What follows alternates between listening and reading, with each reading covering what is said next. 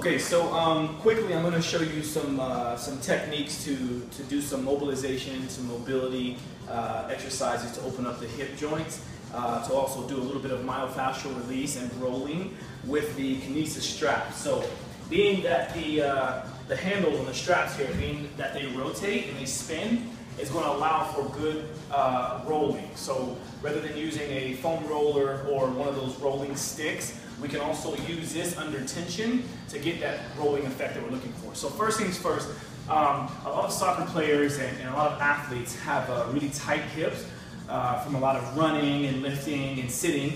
So even normal people have problems with their hips from sitting too much. So one of the ways to open that up is to do what we're going to do, what we call flossing. So Kelly Starrett from the Mobility Wad is one of the masters of this. So I'm just taking some of the ideas that he kind of revolutionized, and I'm applying it to the Kinesis strap. So first of all, we're going to start by opening up the anterior hip here. We're going to load this from a low point. Make sure the handle is kind of right on that hip flexor, right in that crease.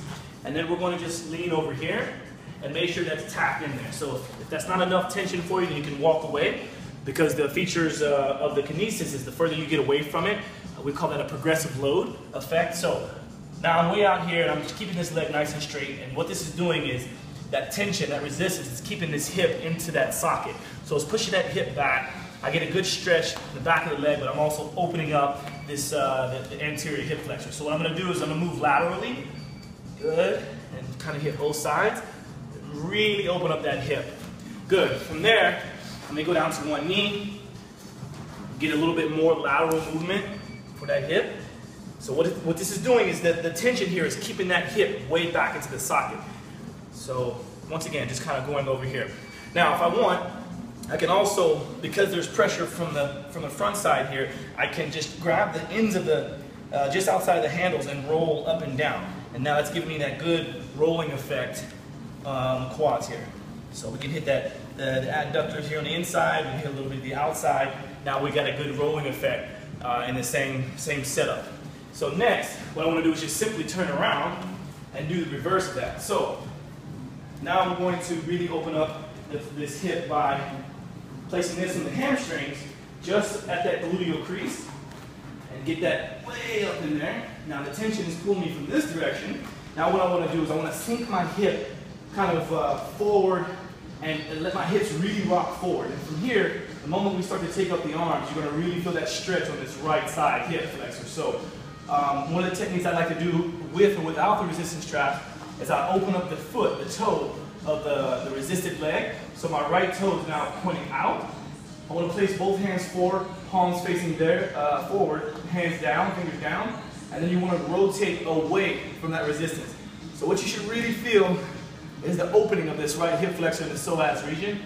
Really opening up. If you want to take it another step, you can reach that palm up. Whew.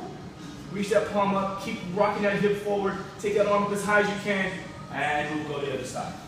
So that's another good way to really help open up the hip, especially if you're about to go into a nice running exercise program, or you just want to get into a better squat. This is now nice and open. So we call that flossing, muscle flossing. There's many different ways to do that, but that's one cool way to do that there. Now, I also mentioned there's some different ways to do rolling with that. So now we have that bit of resistance. I want to just take the handle, because it rotates, I can just let it slowly go up and down the back of the calf. Right here. So we can go a little bit to the inside if we rotate. So now we're hitting that inside of the calf. We can go to the outside here, just like so. And maybe hit a bit of that front of the calf there too, just like this. So because of the feature of the handle, because it rotates, it allows for nice resistance plus that rolling effect. All right, so we hit both sides doing that. Should be nice and loose. And then we'll move on to the shoulders next.